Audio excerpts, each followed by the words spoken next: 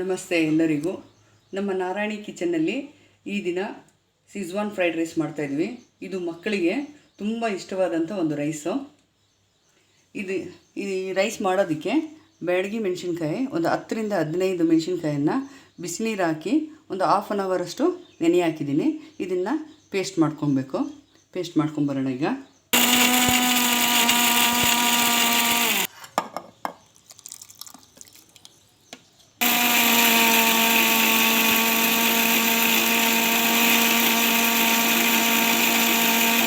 ನೈಸಾಗಿರಬೇಕು. ಈಗ fried rice ಮಾಡೋದಕ್ಕೆ ready ಮಾಡ್ಕೊಳ್ಳೋಣ. ಸ್ಟವ್ ಹಚ್ಕೊಳ್ಳೋಣ. ಈಗ ಎಣ್ಣೆ ಹಾಕ್ಕೊಳ್ಳೋಣ. ಇದನ್ನು ಸ್ವಲ್ಪ 4-5 ಸ್ಪೂನ್ ಅಷ್ಟು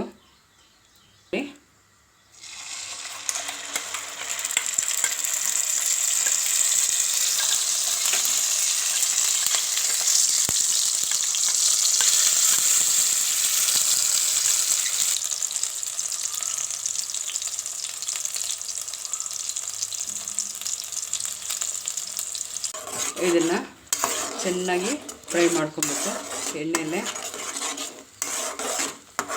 ಇದು ಒಂದು ಸಲ ಮಾಡಿ ಇಟ್ಕೊಂಡ್ರೆ ಆವಾಗವಾಗ ಸಿಜ್ವಾನ್ ಫ್ರೈಡ್ ರೈಸ್ಗೆ, ಸಿಜ್ವಾನ್ ನೂಡಲ್ಸ್ಗೆ ಎಲ್ಲ ಹಾಕ್ಕೋಬೋದು. ಏರ್ ಟೈಟ್ ಬಾಟ್ಲಲ್ಲಿ ಇಟ್ಕೊಂಡ್ರೆ ಕೆಡೋದಿಲ್ಲ, 1 ತಿಂಗಳಾದರೂ ಇರುತ್ತೆ. ಸಿಜ್ವಾನ್ ಫ್ರೈಡ್ ರೈಸ್ಗೆ ಇದೇ ಮೈನ್ ಇಂಗ್ರೀಡಿಯೆಂಟ್ಸು.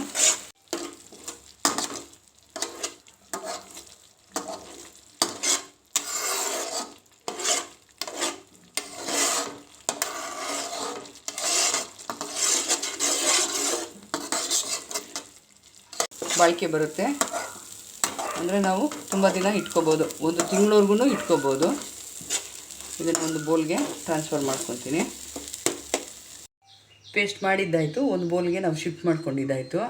ಈಗ ಸಿಜ್ವಾನ್ ಫ್ರೈಡ್ ರೈಸ್ಗೆ ಬೇಕಾಗುವಂತಹ ಪದಾರ್ಥಗಳು: ಈರುಳ್ಳಿ, ಕ್ಯಾರೆಟು, ಬೀನ್ಸ್, ಬಟಾಣಿ, ಹಸಿ ಬಟಾಣಿ.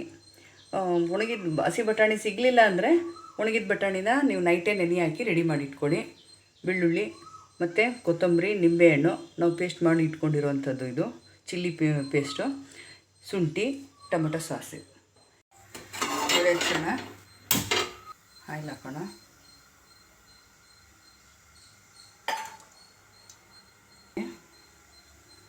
ಕಾದಿದೆ. ಬೆಳ್ಳುಳ್ಳಿ, ಶುಂಠಿ,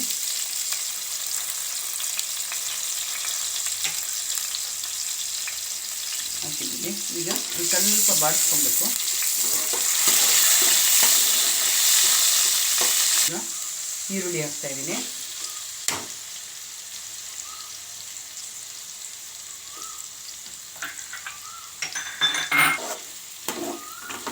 ಸಣ್ಣಕ್ಕೆ ಹೆಚ್ಚಾಕ್ಕೊಳ್ಳಿ.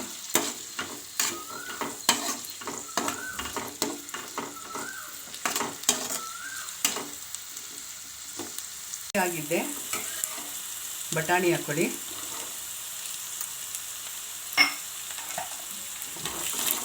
ಯಾಕಂದರೆ ಎಲ್ಲ ತರಕಾರಿ ಎಲ್ಲ ಹಾಕಿ ನಾವು ಬಾಡಿಸುವಾಗ ಈರುಳ್ಳಿನೇ ಇನ್ನೊಂದು ಸ್ವಲ್ಪ ಫ್ರೈ ಆಗುತ್ತೆ. ಈಗ ಕ್ಯಾರೆಟು,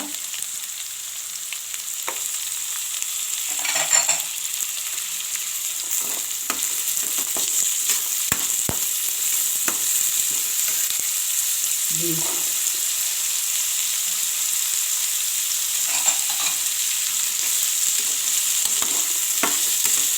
ಒಂದು 80% ಅಷ್ಟು ಎಣ್ಣೆಯಲ್ಲೇ ಬೇಯಬೇಕು. ಚೆನ್ನಾಗಿ ಫ್ರೈ ಮಾಡ್ಕೊಳ್ಳೋದಿಲ್ಲ. ಇವಾಗ ಅನ್ನ ಹೆಚ್ಚಾಗ್ತದ. ಅನ್ನ ಈಗ ಈ ತರಕಾರಿ ಬೆಂದಿದೆ. ಈ ಸಮಯದಲ್ಲಿ ನಾವು ರೈಸನ್ನು ಸೇರಿಸ್ಕೊಬೇಕು. ಉದುರಾಗಿರ್ಬೇಕು ನೋಡಿ, ಈ ರೀತಿ ಉದುರಾಗಿರಬೇಕು.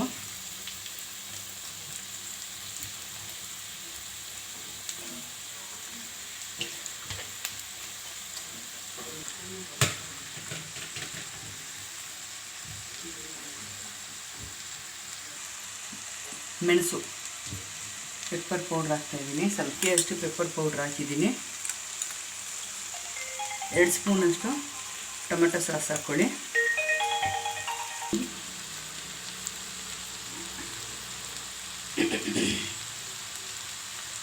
ನಾವು ಬ್ಯಾಡಗಿ ಪೇಸ್ಟ್ ಮಾಡಿ ಇಟ್ಕೊಂಡಿದ್ವಲ್ಲ ಅದು 1 ಸ್ಪೂನ್ ಹಾಕ್ತಾಯಿದ್ದೀನಿ. ನಿಮಗೆ ಖಾರ ಬೇಕಾದರೆ ಇನ್ನೊಂದು ಸ್ವಲ್ಪ ಜಾಸ್ತಿ ಹಾಕ್ಕೊಳ್ಳಿ. ಈಗ ನಿಂಬೆಹಣ್ಣು ರಸ 1 ಸ್ಪೂನಷ್ಟು,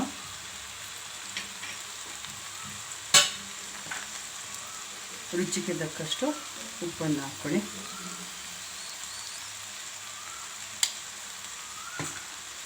ಕೊತ್ತಂಬರಿ ಸೊಪ್ಪು ಹಾಕ್ಕೊಳ್ಳಿ.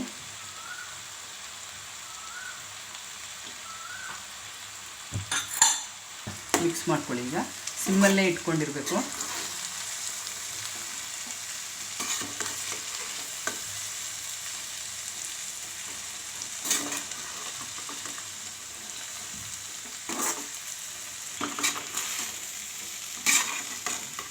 ಈ ಸ್ಟೇಜಲ್ಲಿ ನೀವು ಉಪ್ಪನ್ನು ಒಂದು ಸಲ ಚೆಕ್ ಮಾಡ್ಕೊಳ್ಳಿ. ಕಡಿಮೆ ಇದ್ದರೆ ಹಾಕ್ಕೊಂಡು ಕಲಿಸ್ಕೊಳ್ಳಿ. ಇದನ್ನು ಮಕ್ಕಳಿಗೆ ಮಾಡಿಕೊಡಿ, ತುಂಬ ಇಷ್ಟಪಟ್ಟು ತಿಂತಾರೆ ಇದನ್ನು. ಕೊನೆಯದಾಗಿ ಇದೊಂದು ಸೀಕ್ರೆಟ್ ಇಂಗ್ರೀಡಿಯೆಂಟ್ಸ್, ಇದು ಶುಗರು, ನಮ್ಮ ಗುರುಗಳು ಹೇಳ್ಕೊಟ್ಟಿರೋದು ಇದು. ಇದರಿಂದ ಟೇಸ್ಟ್ ಬರುತ್ತೆ, ಇನ್ನೂ ಟೇಸ್ಟು ಹೆಚ್ಚಾಗುತ್ತೆ. ಇದನ್ನು ಮತ್ತೆ ಒಂದ್ಸಲ ಕಲಿಸ್ಬಿಡಿ.